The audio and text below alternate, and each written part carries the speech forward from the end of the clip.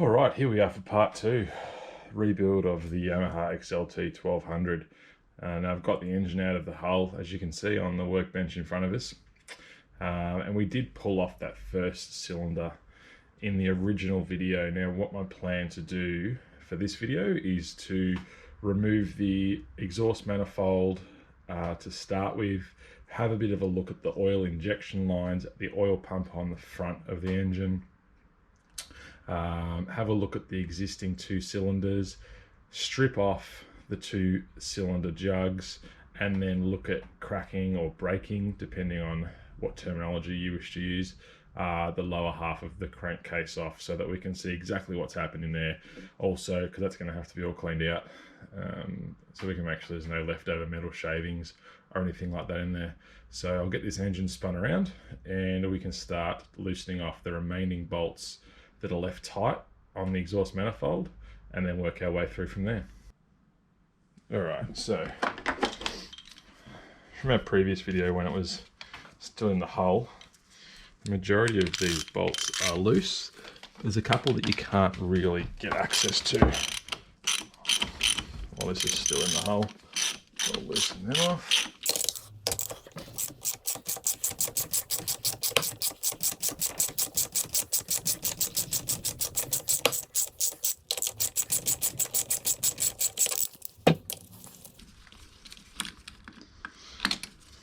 Now, given that not much is really going to happen with this exhaust manifold, if I can, I will take the bolts off. I'll leave them in there so that I know where they are. I won't worry about too much bagging and tagging these.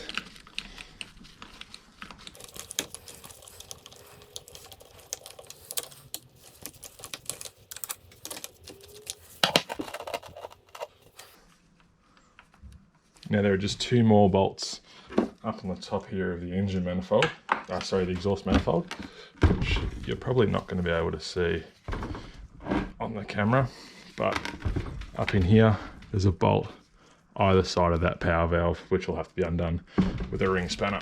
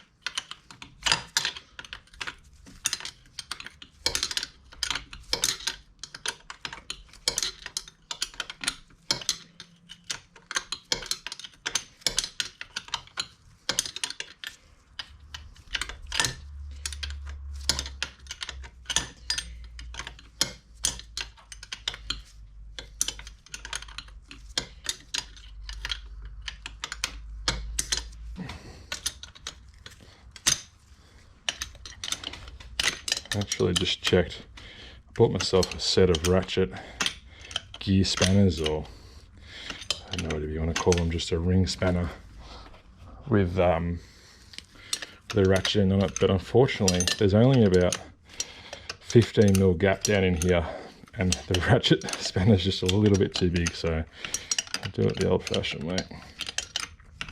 Get this undone, and then once this is undone, this exhaust manifold should just come off here.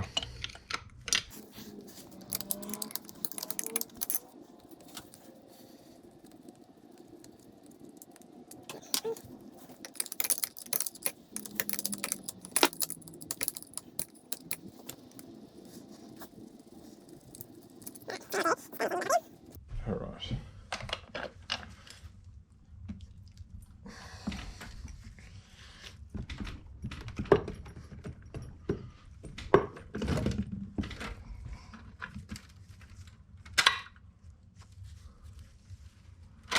Try and keep everything as nice as we can.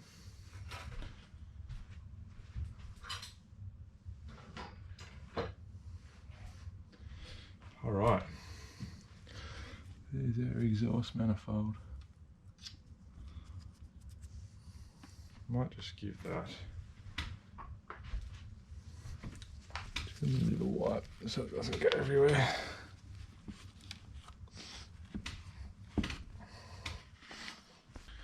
Now, one thing's really important when you're stripping an engine down is the flip side, which is putting it back together.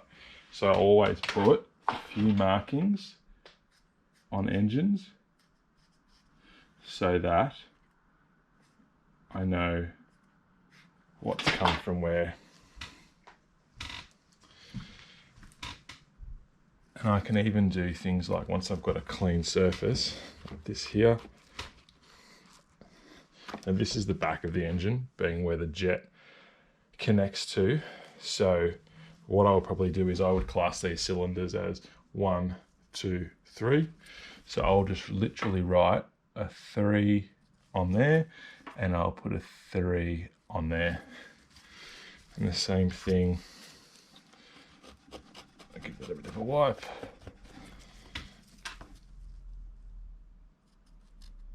That's actually not a great colour. I haven't got another colour available, so we'll go 2 and 2. Now obviously this engine will get pressure washed and all the like, but we'll just be really careful not to do that area and wash off those markings so we always know what's come from where. Alright, so power valve comes apart really simply on that one. That's just got a nice little joint on it.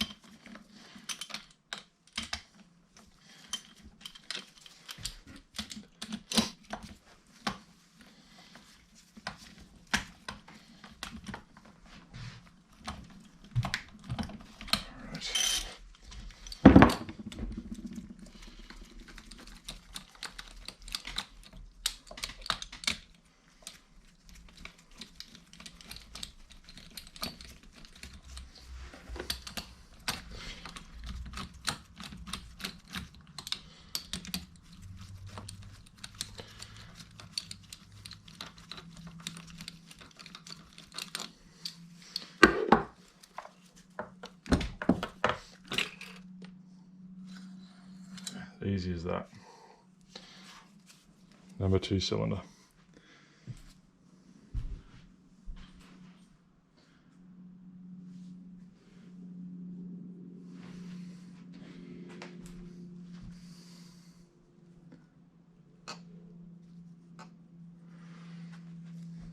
Now, happy to be corrected or if someone would like to comment, but I believe that by looking at that, those rings have probably not been selected correctly nor gapped properly, because there is a lot of slop in those rings, and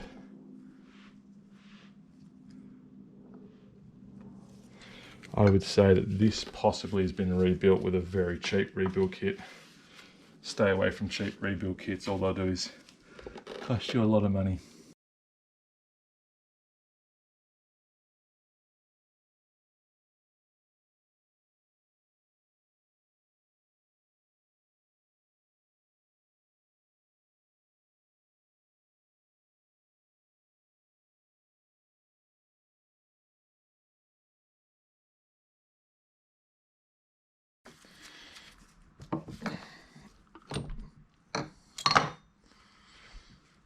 it off.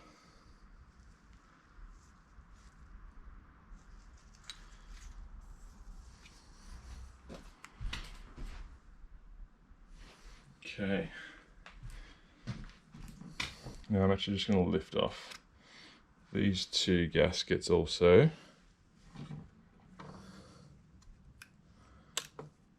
So that. Alright, so just to give you an idea, inside, looking down at the crank, there's cylinder number 2. Of course, here we've got the devastated number 1, with the side of the piston missing there, the top. Really get a good understanding of how badly damaged that piston is, and all the filings still in there. Now, there is a little bit of a rusty remnants down in there, which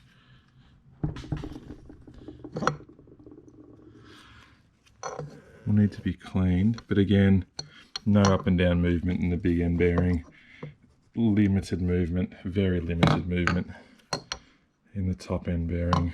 A bit unsure about these rings. These rings to me look very, very sloppy. When you've got a ring that's got a small amount of movement, if I can just swing you around there, you might be able to see there's some very funny burn patterns in all that. And this ring slop here is just, it's not good. Alright, so next step's going to be take the face off this engine. So what we can then do from there is have it broken in half.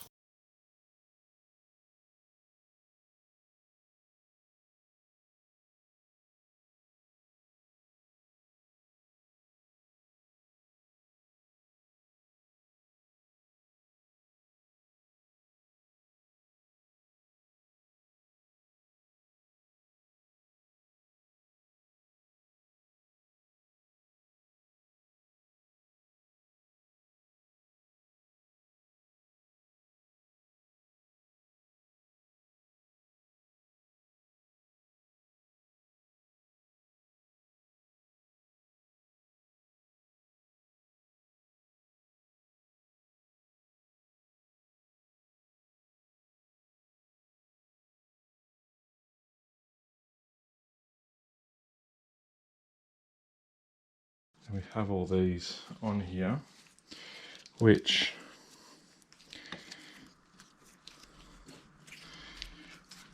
thinking I'll probably just take the gear pump off the front to make my life easy a minute, because that way I don't have to disconnect all those lines all at once.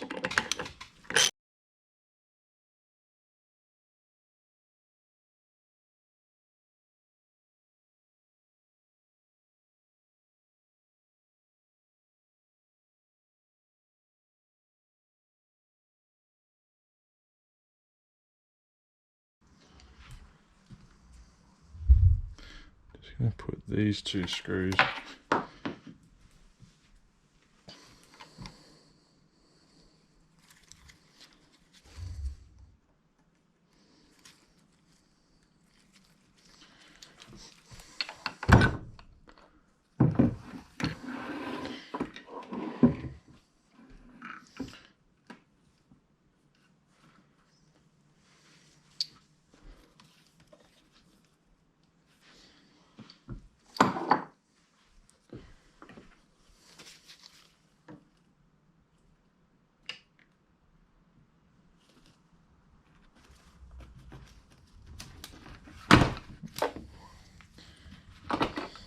that's that taken out. All right, just going to crack off these bottom bolts so that we can split this casing.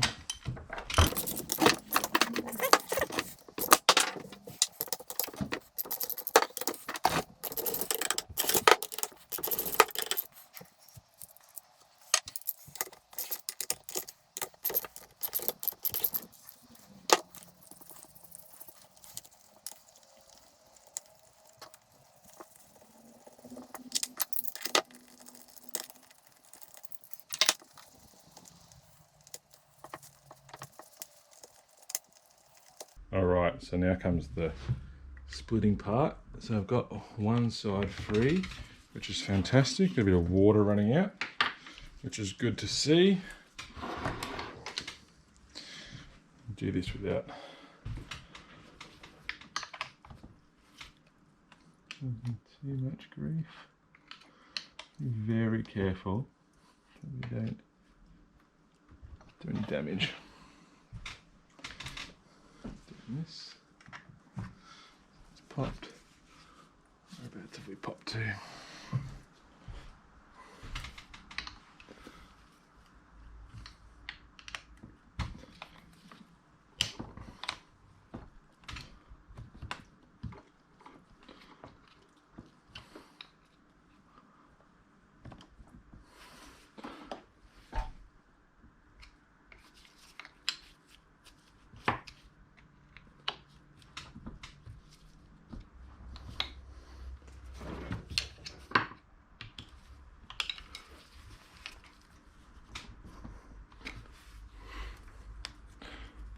Feel like there's a bolt holding it somewhere. There is one right there. That's why you gotta always be super careful about just levering on things. Because if you have to lever, generally speaking, something's holding on, which shouldn't be holding on.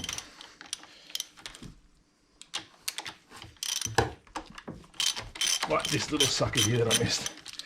Plan of attack now is to take out all these bolts from the underside of the engine. Now that I know the top of the casing is loose, I've split that. I want to try and keep this as upright as I can because I do have a fair bit of oil and watery mix still down inside the bottom of the casing. So the other thing that I need to do is when I pull these out, always just need to note that these bolts are a certain length. One way of distinguishing is these have a different size head on the bolt to these outer casing bolts. So that way you never ever put the wrong size bolt back in, which is imperative. If you put the wrong size bolt back in, it's almost as bad / is worse than putting too much torque or not enough torque on a particular bolt. And the particular part of the engine is all these seals and machined flat surfaces need to be pulled together at a certain torque setting so that everything operates the way it should and there's no twist within any of the cast elements of the engine. So let's go ahead and get those out. I'm just going to grab something to lyle these on because there is a bit of grease on them. The grease does also look quite fresh, which would probably indicate to me that this engine has been apart, which in the previous video I did talk about how I thought this engine may have been pulled apart for a rebuild not that long ago, with the incorrect rings being used, which I'm seeing more and more evidence of that. But the freshness of the grease on these bolts would indicate quite clearly that this engine has been apart not that long ago.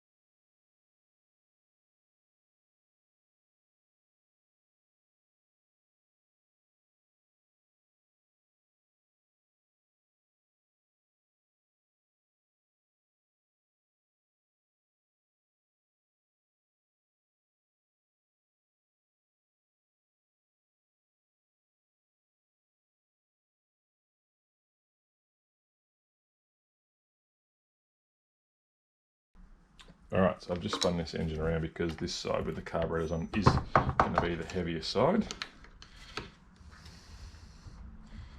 A little bit easier if we can just control what happens with all that.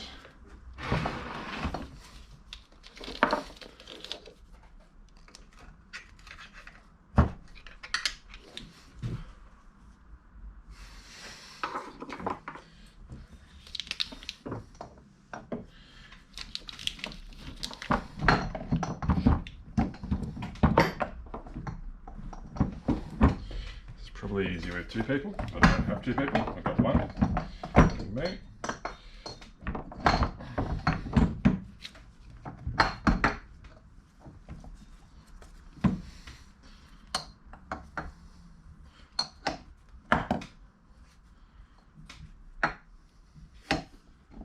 And there you go, point of reference. You can't just lift the head straight off. Have to remove the pistons first.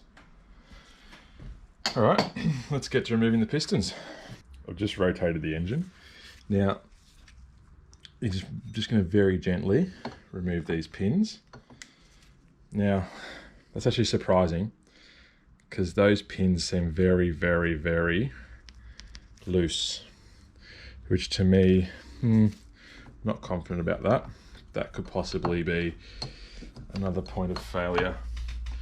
Often people use cheap rebuild kits when it comes to redoing pistons, eBay and the like, and it's just really not worth it. Okay, why is that not coming out? It is. Gonna replace these pins anyway.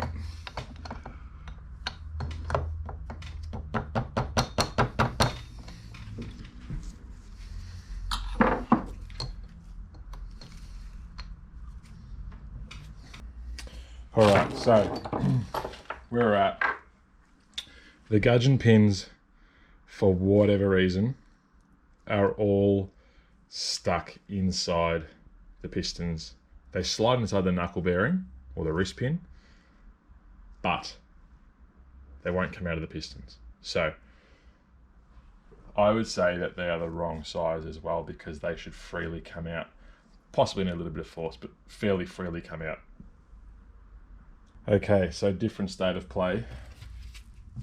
I feel the rubber mallet was probably absorbing too much of the punch. I've just swapped over to basic claw hammer and a socket, and I have got that pin to move, which is fantastic, which means that now I can work on getting that out. I'd really want to limit the amount of impact on the side of that as possible.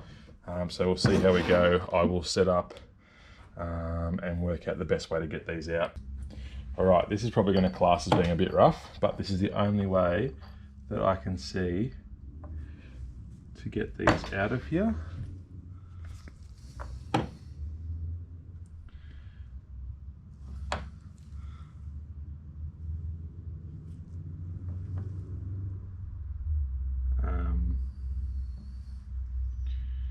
So we'll see how we go.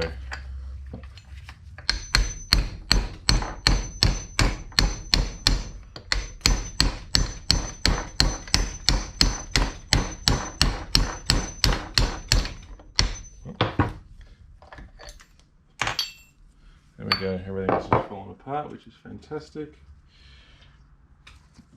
So there's the first piston. There it is. We can do what I set out to do from the get-go, which was just going to pull out these bearings gently, gently, gently, like that, and from there we should be able to, a bit of luck,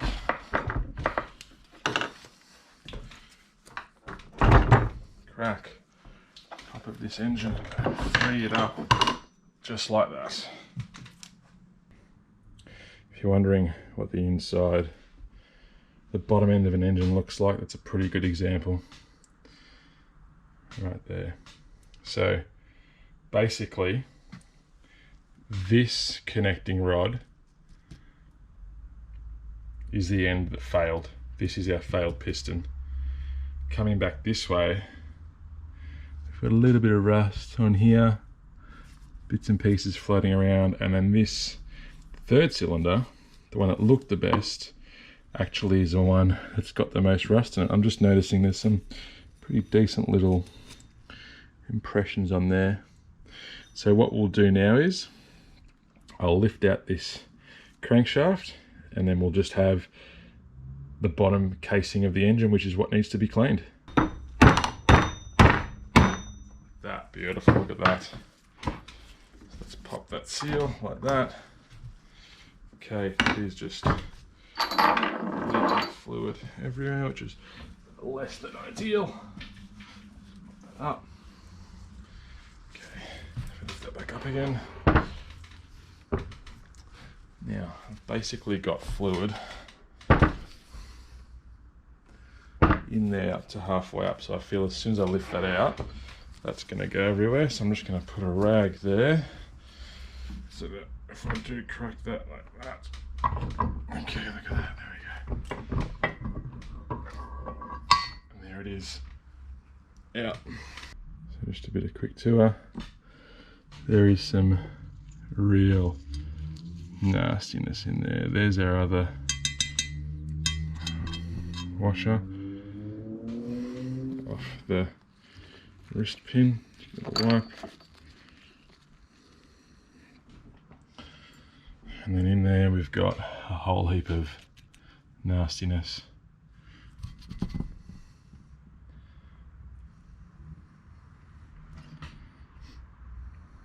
So we'll get this cleaned up.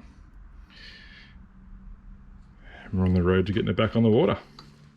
Alright, so give this a bit of a clean with an old rag. There's some pretty gnarly scratches on the bottom of that, that's for sure.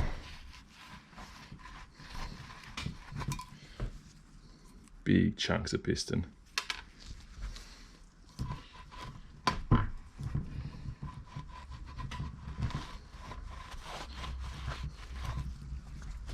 Can see some scratch marks here where this has been, the attempt to clean this up in the past has happened. I'll just get this clean and wiped out and show you what's happening in there. Oh, look at that. Look at that sludge. Just gonna hit this with a little bit of part cleaner.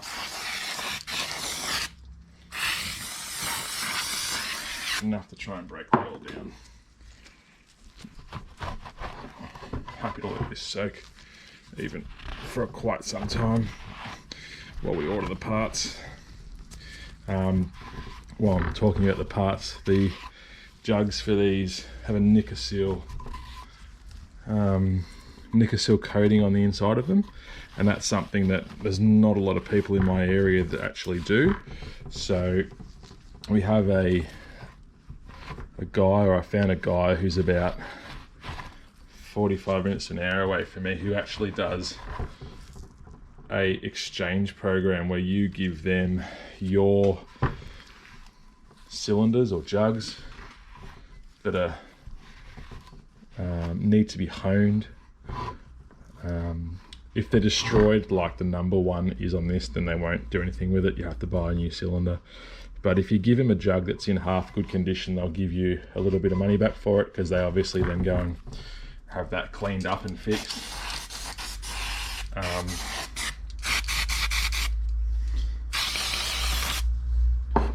Which is fantastic for them.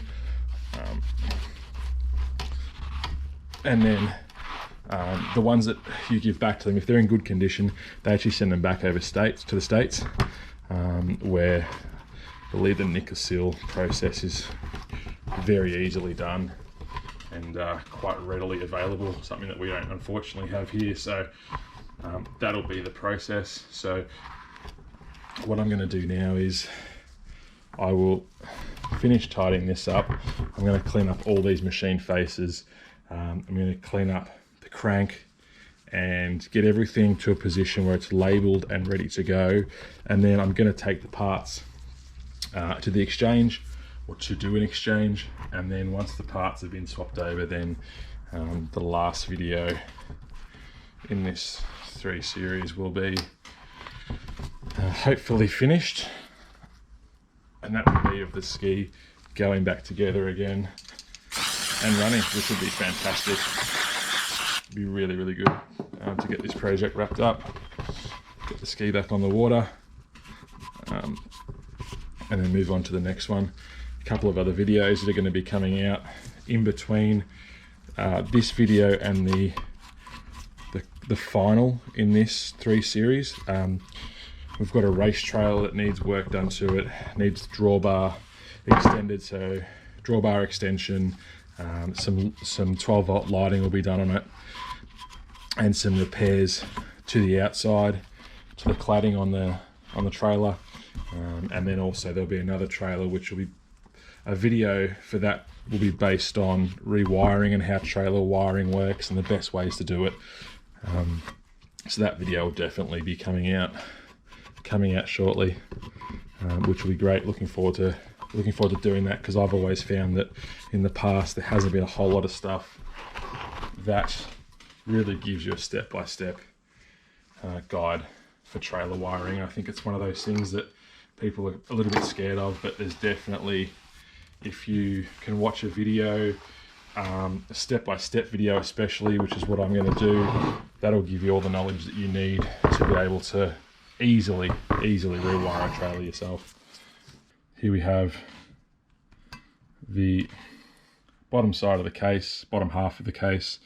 It's actually fairly clean compared to what I thought it would be. Have noticed though, it doesn't really come out very well in the camera, but that is quite scored and scratched and not silky smooth, one might say, down in there. So that might have to be attended to. So I've got all my parts laid out, pistons are out, everything's out. So from here, what I'm going to do is the final part of this video coming up next will just be layout of parts, and I'm just going to clean the middle section of the engine, where the carburetors and and all the reed valves and everything are, and from there that'll be it for this one, and the next one will be all the engine going back together with all the parts.